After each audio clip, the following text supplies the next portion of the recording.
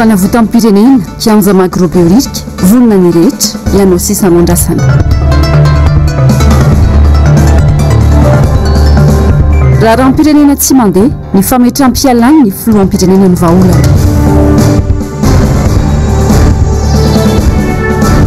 zotra efa mampitohy ny fary sy knaps tsy manaiky ny ambidinana ny sarandalana hoe ny ariary alakamisy iraky amby roapolo jolay ataonareo amby roapolo amby roa arivo manatitra ny arabatony kilasy tongoavy tonga so indray atao anatin'ny fampahalalam-baovao ny fahita lavitry ny NBS manasanao mpanajana sy ampitiavana ny tenako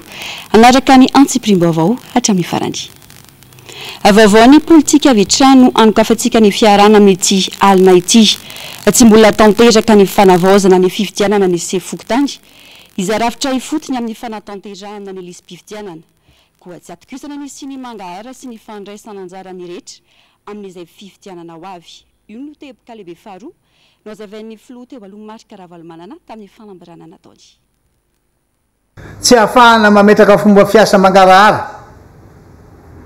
sy andraisany rehetra anjara ireo fipetra voalazany didi-panjakana no raisin'ny gouvernemanta sy ny fandaminana napetraky ny seni hitondrana ny fanavozana tanteraka ny lisy-pifidianana tsy mbola tanteraka ny fifidianana sefokotany sy ny lefiny mifanaraka amin'ny didi-panjakana amin'ny feny fokotany kanefa izy ireo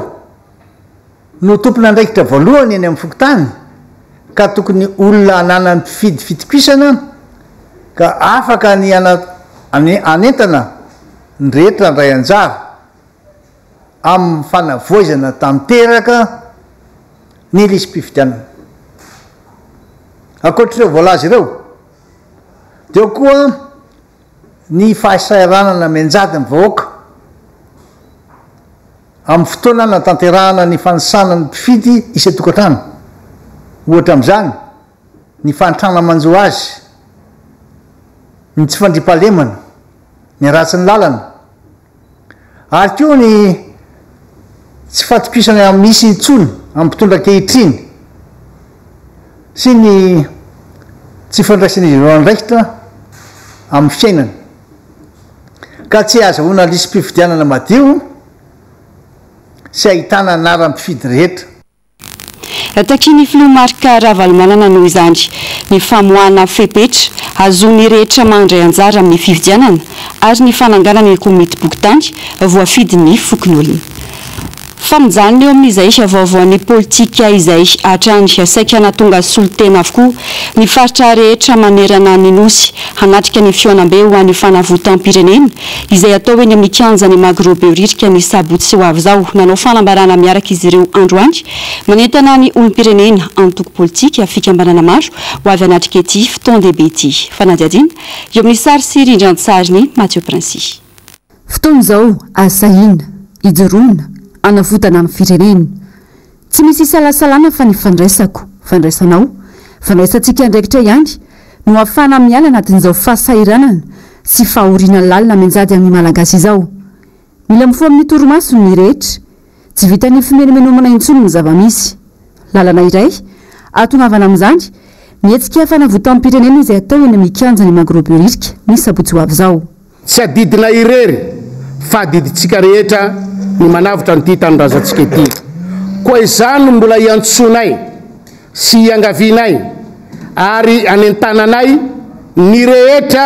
zay mbola any antokantrano any ampandehanana any ampisalasalana mba iray hevitra iray saina iray fo isika ny amin'ny sabotsy fahatelo amby roapolo ny volana jolay ho avy zao eo amin'ny kianjany magro ho fanavotatsika ny tanindrazantsika antoko politika fikambanana maro avy amin'ny lafy valiny nosy no tonga eto Antananarivo anoana ity hetsika ity tsy misy ady hevitra ho izy ireo fa mila fanavotany Madagasikara miantoko hery vaovao an'ny Madagasikara manerana ny Madagasikara manerana ny nosy irody be ny mpanohatra ho an'ny demokrasia eto Madagasikara avy amin'ny faritany Toamasina izay soloko tena eto androany manoloana ny fahampitehan'ny firenena manoloana ny fahoriana mianjady efa tsy ho zaka intsony eny amin'ny isan-tokantrano anentina antsika jiaby iaraka ho tonga ifanotrona ifanetanana amin'ny asabotsy fa 3 ny volana jolay ho avy zao raha matsapy ianao fa tena lasaka ankaterenana ny fiainanao atokantranonao ao tonga eto zay amin'ny faritra Toliara ao anatin'ny faritra efatsa Morondava faritra Tsimandrefana Andro Anosy hanatrika sy hanatevina ny hetsika atao eto Antananarivo tarehan'ny Rodoben'Mpanozy eto zay de miantso ireo zanak'ampelezana rehetra avy any faritra Toliara mivelona sy mipetraka Antananarivo ho tonga ao Mbagro ny asabotsy zao satria fanavotam-pirenena io miantso atsika jiaby amazenga ao mitsangana natao ohatriny frei nataondreo anareo avie fakabary amle 23 ifanombona izy ty avie atsika satria atsika kaza menimenina foana anatin'ny tranontsika ao mosary miakatra vidim-piainana karanty etra ady tsy menimenina trano fa izao tsika fa iaraka jiaby irahinana ao an'ity zavatra ty amin'ny sabotsy tsy hanavahana an'izaniza fa rehefa olom-pirenena dia afaka minatrika ity fotoana ity avokoa na izany olo-tsotra na fikambanana tsy mitaza-potsiny fa voninahary hanatrika ity fotoana ity ihany koa ny fikambanana ny mpitondra taxi eto Antananarivo renivohitra sy ny maro hafa noho izao fahantrana lalina mianjady amin'ny firenena izao izahay malagasy mila filaminana dia manao izao fanambarana izao manohana ny antso izay ataon'ny RMDM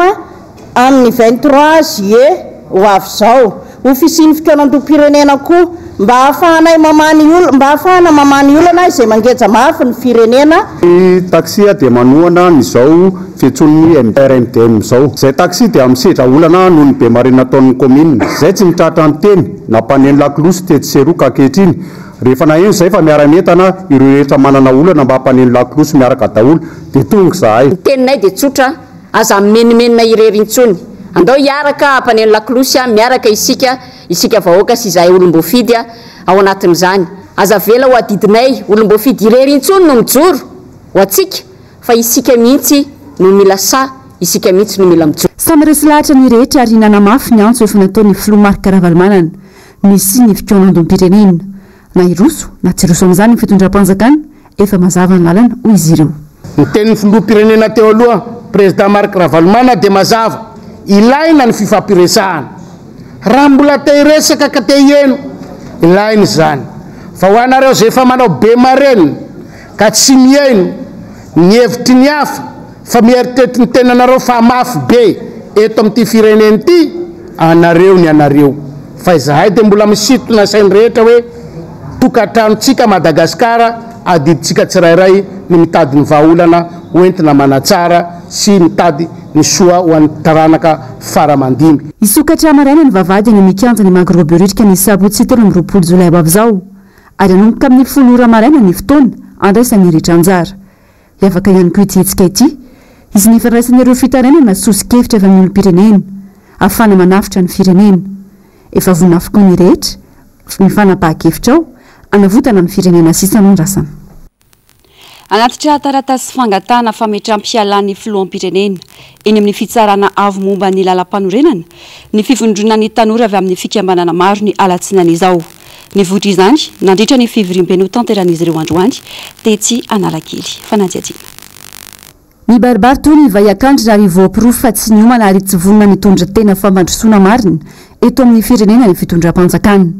fampitehana tsy fatomombanana tsy firindrana lafiny zavatra maro no iteto ny sosialim-bahoaka tsy zarizary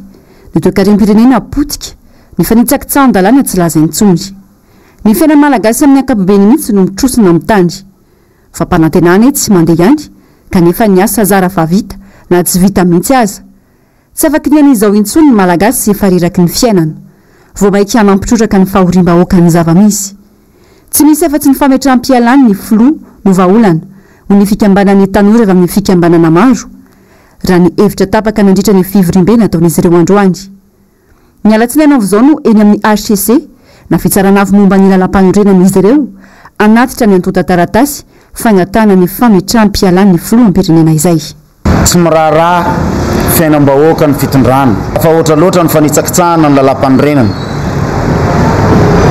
eo amina karazan-javatra maro na ny fomba fanendrena zany ny olo voatendry sy ny zava-misy mifanaraka amin'izany. Fahatelo, efa lasa mahamenatra, lasa mampahoriny vahoaka malagasy ny mahita ny arena zay tokony hilatsaka ny anatin'ny volaniny, nefa ny anaovana sinema ny anatin'ireo coffre zay misy an'ireo volamena sy ireo harem-pirenena maro samihafa.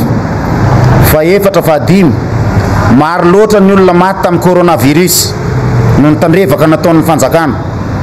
zay tsy tantinay, tsy taty tsony ny fiakara amin'ny vidim-piainana nateraky ny carburant zay niakatra be, tsy nahitana vahaolana fa nanaovana sinema tanatina resaka fivoriana fotsiny. Ka noho izany tapitra zay ny fiakarana amin'ny tele sy ny gazety zay nampafantarana an'ireo ray aman-dren'ny fitondrana ho anareo tompona ndraiky mpanjakana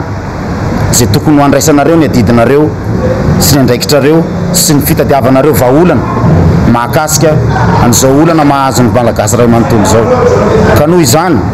izahay dia hanolotra taratasy amin'ny latsinainy ho alefanay ao amin'ny ACC fangataha-pialana n'Andriamatofilo sy ny androm-panjakana rehetra zay taritiny. Izahay raha manao tolona satria maro ny mety mitonona ho mpanohatra dia izahay dia ezaka hanaraka ny lalàna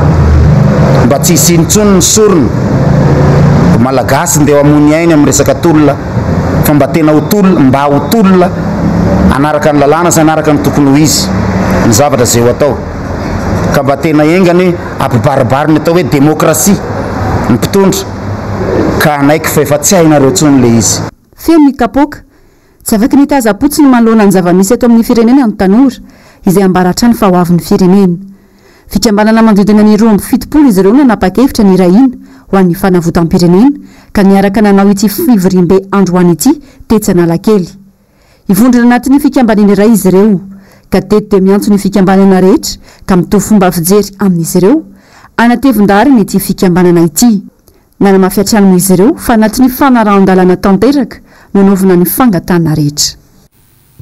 Lohahevitra maro tahaka ny mahazatra no velabelary ny fandarana miara-manonja ho an'ny androany anisan'ny horesana ny mikasika ny fitantanam-bola, ny fitantanan-dra-panjakana ary ny mikasika ny fitaterana. Nanao izay famitianan'izay Jessica Miray eo amin'ny sariny Mano Randriamalala. Ny tarehimarika irery no ahafahana mandrefy ny fahombiazana anaty sy amin'ny fitantanana. No porofony miara-manonja androany ny fitantanana ity fanjakana ity ny mikasika ny volam-panjakana. Mazava ny fafana ambany lavitra ny vola natokana anatanterahina fototra fitrasa eto amintsika mitaha amin'ny vola ampiasain'ny mpiasa-panjakana. Jereo tsara ao anatin'ny opération rehetrarehetra nataon'ity fitondram-panjakana ity zany dia raisitsika foana zany ny resaka ao anatin'ilay fandaniana dia hitatsika tsara hoe ohatsy ny ahoana no mahatonga atsika afaka ny teny omaly hoe ny mitazona n'ity fanjakana ity dia ny folo alin-da tany filaminana dia ny mpiasa-panjakana re mpiasa-panjakana rehetra mpanaovy ny zavatra rehetra tsy araky ny tokony izy ary ny fianakavian'ilay raisam-pirenena mpanohana atsika rahabola zany re mpamatsy volatsika satria raha tsy misy an'ilay financement externe tsika zereo tsara eo ambany io fa betsaka le financement externe fa tsy nataontsika anaty menamena moa zany satria tsy iny loatra ny tena zavatra tiatsika resana dia tena kaoty fitondram-panjakana ty jereo tsara le mandaté rehetrarehetra ao anatin'ilay opération tsika jereo tsara fa nilay financement externe dia isan'ny betsaka amin'ny resaka fampiasam-bola tsika ety mamokatra fa ny ampiasan'ny fanjakana ny volam-panjakana dia ao anatiny ny resaka fampandehanan-draram-panjakana ny karama ny indemnité sisa reo rehetrarehetra reo zany tafiditra amin'ny bien service reny dia mandeha lay ataotsika hoe fampihodonan-draram-panjakana no tena andaniana ny vola betsaka ehetrarehetra transfert fotsiny tsika mandany 740 milliards d'ariary zareo tsara le zavatra mandeha 740 milliards d'ariary transfert fotsiny ny indemnité atsika 96 milliards d'ariary fa rehefa hojerentsika amin'izay ny RPI zay io no entina manao an'ity foto-drafitrasa rehetra hoe anao an'izao hoe anao an'ry le RPI zany jerevantsika tsy misy afa-tsy 50 milliards d'ariary 250 milliards fa amin'izay nge zany zay zany ny RPI ny fanjakana io zay ny vola ny ressource propre interne tsika miasa anao raha miteny aminareo zany izy anao an'izao tsika io zany ny eto miteny zao izy le hoe lala-pirenena fatelo amby folo atao anatin'ity de izy satria mbola tsy misy famatsim-bola avy any ivelany mivoaka de tsy maintsy ny RPI zany ny akana anazy ny RPI atsika nefa zany rehefa jerevanao dia tsy nisy afa tsy 50 milliards d'ariary amitsika miteny zao akoatra ny lesoka amin'ny fitantanam-bola miamiamitra ihany koa ny firenena eo amin'ny fisiany mangarahatra amin'ny fitantanan-draha raha-mpanjakana raha laharana hafa efapolo nisy atsika amin'ny taona 2024 dia niemitra amin'ny laharana fahafito amby roapolo ny taona 2024 zay zany ny laharana misy atsika zay zany ny laharana Madagasikara taty amin'ny fahefapolo dia nikisaka tsika ny napetraky ny olona tamin'io zany dia hoe tena mbola tsy afaky tsika insuffisant zany le izy dia mikisaka tsika makato amin'le anankiray de sy le aty amin'ny 1 sy 2 zany resaka transparence ihany no resantsika ao anatin'izy zay ny fisiny mangarahara eo amin'ny fitantanana zany dia niemitry Madagasikara mivarina mivarina zany tsika midina tsika mba fa tamin'ny 2019 zany tsika tany amin'ny laharana fahefapolo nisy atsika zany hoe mba azo lazaina hoe tena eo ihany fa aty amin'ny 1 sy 2 tsika dia nandorona aty amin'ny laharana fafito amby roapolo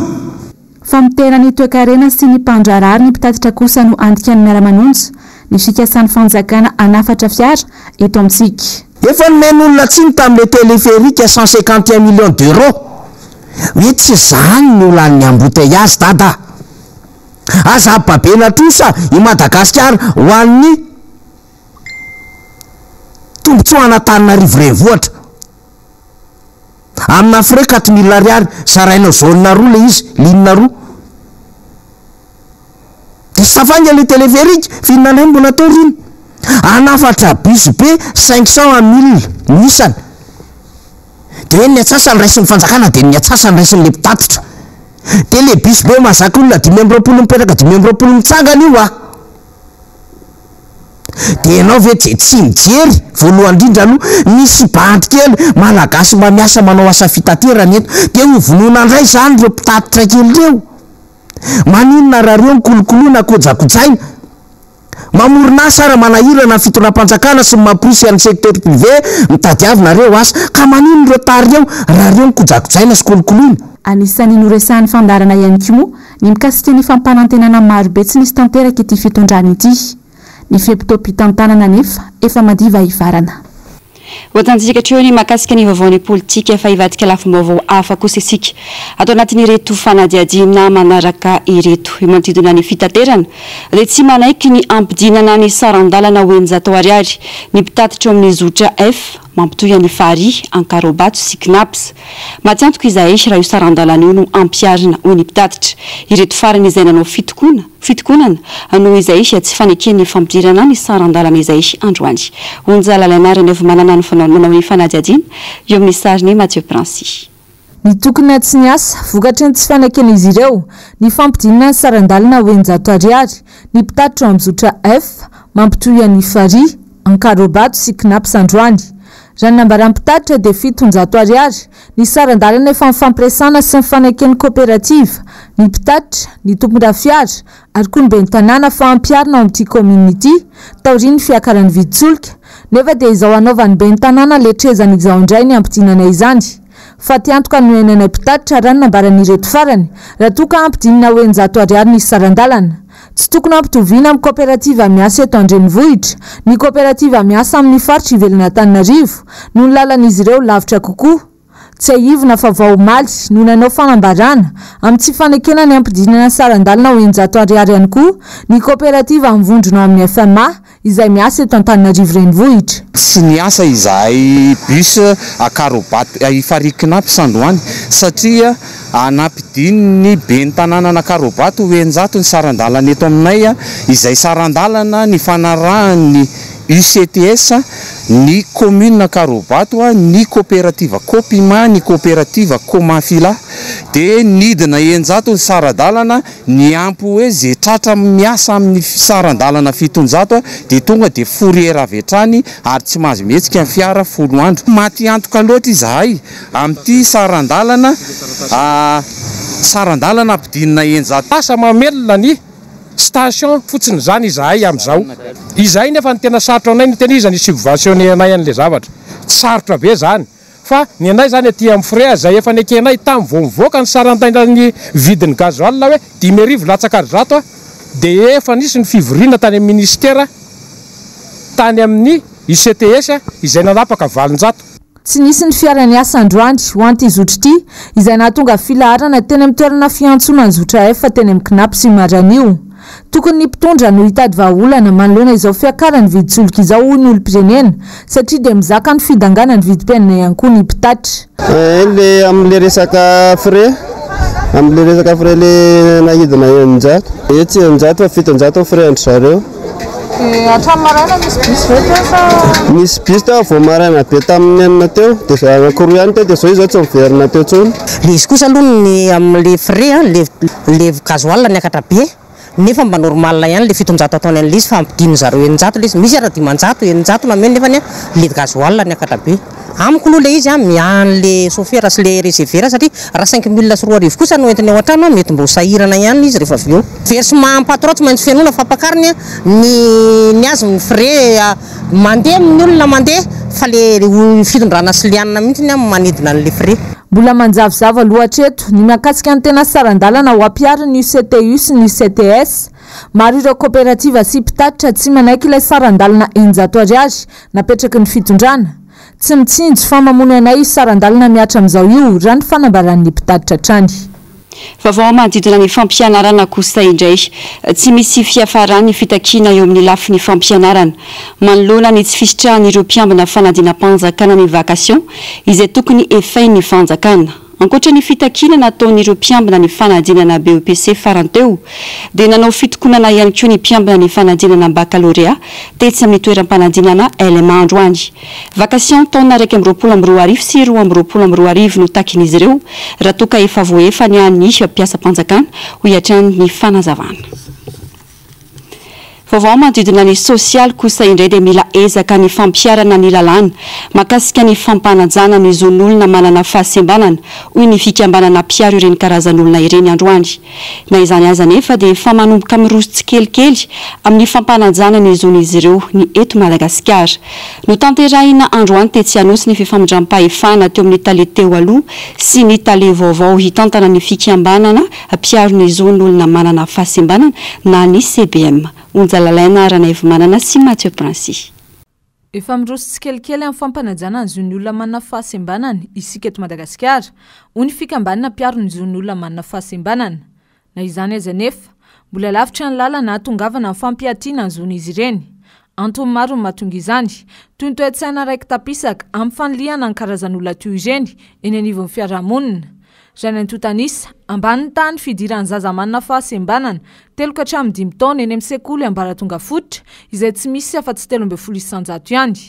Olana iray hatrehan'ny olona manana fahasembanana ihany koa ny toe-batan'izy ireo izay miteraka sakana amin'ny fiatrehana ny fianarana. Araka ny Totanisa trany 17 isanjato ny vehivavy manana fahasembanana 15 ka hatramin'ny 70 taona tsy nianatra avokoa raha toa ka 12 isanjato ny lehilahy. Mbola mila ezaka ny fampiarana ny lalàna miaro ny zon'olona manana fahasembanana eto amintsika ho hiatrany ny fikambanana mpiaro ny zon'ireny karazan'olona ireny.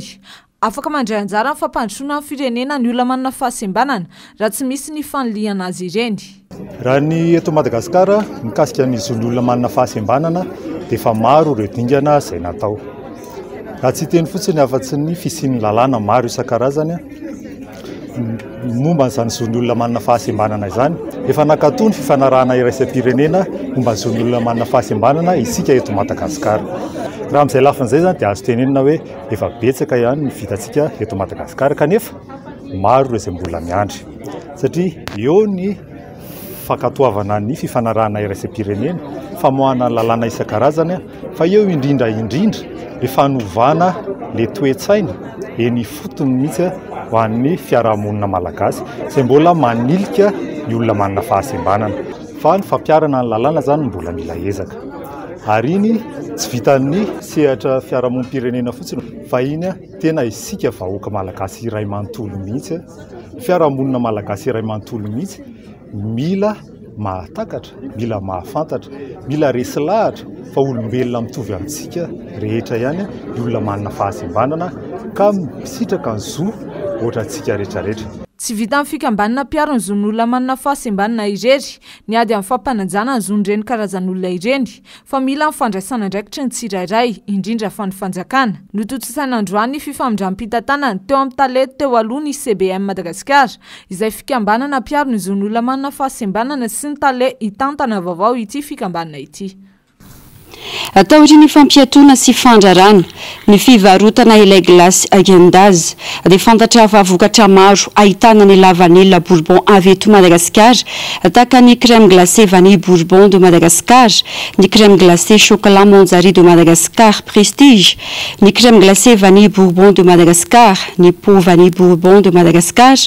ny pot vanille bourbon de Madagascar coulisses nougatine, ny pot vanille bourbon de Madagascar moustache ary ny Adélie vanille Madagascar no tsy azo amidy ao Frantsa intsony noho ny fahitana ilay akora simika oxydéthylène avy amin'ireo la vanille eto an-toerana ireo izay ahina ho mavoany homamiadana. Raha efa tsy misy mividy la vanille eto amintsika izy fetrakan-dratsy eo amin'ny tsena iraisam-pirenena ihany koa izany. Eo amin'ny vaovaon'ny fanatanjahantena kosa indray atleta manodidina ny 20 no andray anjara amin'ny CGSOI na Commission de la Jeunesse et des Sports de l'Océan Indien andiany faharoambe folo Atsy Maurice ny efatra hatramin'ny 12 Desambra izao manodidina ny 2 arivo ny tanora andrasana ao Maurice mandritra ny 7 andro anaovana ny CGSOI ity. Maro ny taranja hita mandritra izany toy ny azakazaka, pétanque, lomano ary ny boxe. Ny CGSOI dia fionana ara-panatanjahantena iraisam-pirenena eto amin'ny ranomasimbe indianina. Comores, Madagascar, Djibouti, Maurice, Mayotte, La Réunion ary Seychelles mampifondrina ny tanora 14 hatramin'ny 17 taona. Eo amin'ny maresaka iraisam-pirenena kosa indray nametra mpialana androany Prime Ministra Italiana Mario Draghi namoaka fanambarana avy hatrany filoham-pirenena Italiana saingy nilaza fa mbola manohy ny asany hatrany aloha ny gouvernemanta ity mandra-pahatonga ny fifidianana amin'ny Sri Lanka nanao fiananana androany ny filoha vaovao Prime Ministra teo aloha izay mandray ny toerany vonjinaika ihany ity filoha vaovao nanao fiananana androany ity. Jessica Miray sy Andry Rakotomala. Raniel Wickremesinghe no lany filoha vaovao Sri Lankais izy araka izany no filoha fanimbalony hitondra indray any Sri Lanka. Efa tsy zoviana amin'ny maro ny endrika ity filoha vaovao ity saingy ny asany sy ny toerany no niova. Lany tamin'ny salanisa ambony izy nandritra ny fifidianany parlementaire. Efatra amin'ny 30 ny vato azony raha 20 kosa no azony ilay mpifanandrina taminy. Efa taona 70 Wickremesinghe no niditra teo amin'ny sehatra politika. Efa solombavambahoaka ary niandraikitra ministera maro mialohany na Prime Ministra azy ny taona 37 sy 700. Efa inenina no mitazona ity andraikitra maha Prime Ministra azy ity. Asany isan'ny miandry azy ny fananganana gouvernemanta vaovao. Any Italia kosa indray nametra mpialana androany ny Prime Ministre Mario Draghi. Namoaka fanambarana fohy mikasika ny fametram-pialana ny filoham-pirenena androany ary nanaiky. Saingy kosa mbola manohy ny asany ihany mandra-pahatonga ny fifidianana ny faran'ny volana septambra izao raha ny fantatra. Antony mametrahany fialana ny fitsipahany antenemeran-doolona tsy handray anjara amin'ny fifidianam-pitokisana na ny vote de confiance. Tsara mampahafantatra fa nandray ny asa amin'ny maha-Prime Ministra azy ny tenany ny volana febroary 2024. Efa nametra-pialana ny tenany ny 14 jolay teo saingy nolaviny ny filoha Mattarella. Tapitra ny fiarana tombokilasy sy tombovavy mankasitraka fiainona tany tokantrano manaraka ny antsipirim-baovao tamin'ity anio ity ao aoriana izao fampahalalam-baovao izao no anarahinao avy hatrany ny fandarana ahoana marina ao aorian'izay ny Global News ao zao fidiosi izay kosa no lohateny ny oronan-tsary indray miseho atolotry ny fahitalavitry ny NBS anao amin'ity anio ity ny sampana fampahalalam-baovao tombokilasy sy tombovavy mametraka ny mandrapitafa ho amin'ny rampitso indray veloma tompoko.